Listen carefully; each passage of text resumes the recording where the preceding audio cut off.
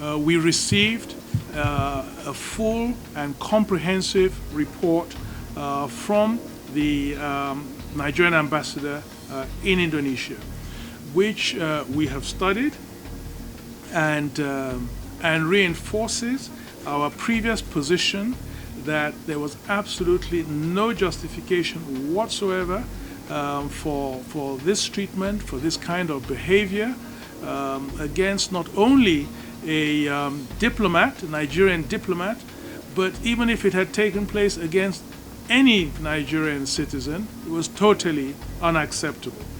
And so what we have decided to do is to recall for consultations immediately our Nigerian ambassador in Jakarta in Indonesia, and we will have full consultations at the highest level and decide what next steps to take, including a review, of course, of our relations with Indonesia. We have also requested the Indonesian government to take severe and appropriate sanctions against the immigration officials that were involved in this act of brazen criminality.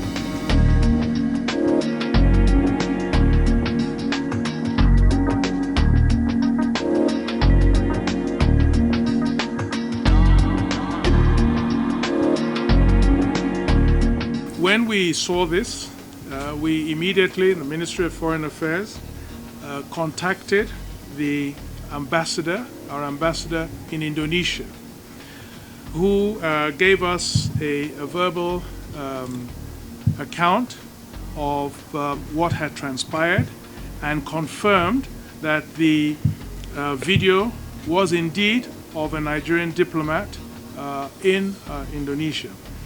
And that apparently this took place, this action, illegal action, took place during a roundup by Indonesian immigration officials or search for irregular and illegal migrants in their country.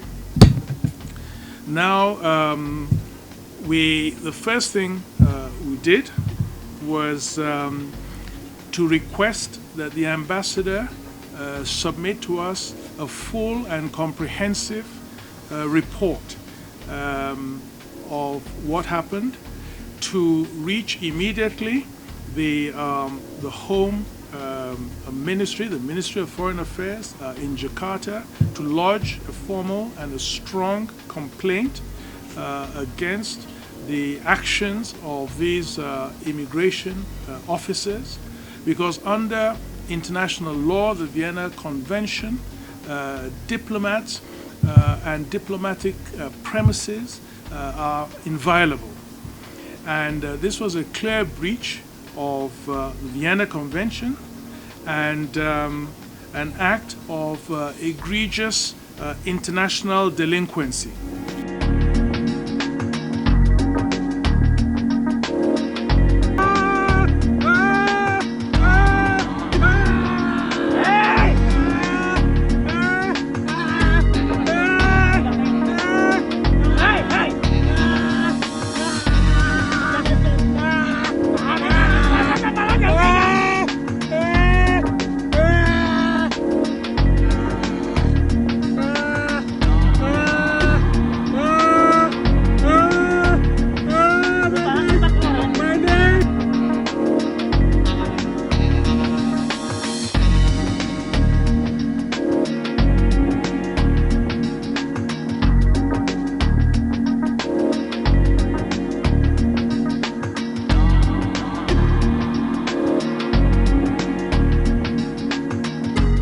Went to him and asked him, they wanted to see his travel documentation to ensure that he had come in to Indonesia legally. And, he protested and, he didn't have, unfortunately, it would appear, his all his documentation with him, but he indicated that he was, a diplomat, and that he was in a position to prove that, and accompanied, and this was also confirmed by the Nigerian ambassador, accompanied them, or was willing to accompany them to their office, where he was ready to go and to assert that he was a diplomat and immune from prosecution and all that. So that was what happened. So he now got into the car with them and was going with them to their office. Now, at that point, as we understand it, he was left alone. He was not in any way, shackled or anything like that. But at a certain point, he felt that they had passed where he understood their office was, and they should have been going, and they proceeded beyond that. So he panicked and thought this might be a case of kidnap. And so he, apparently, started to shout, and again, this was confirmed by the Nigerian ambassador in the car. And then he had, I think, some instrument or the other he was able to get, and he wanted to attract the attention of passers-by, and was hitting it on the window of the car. And at that point, they now started to restrain him.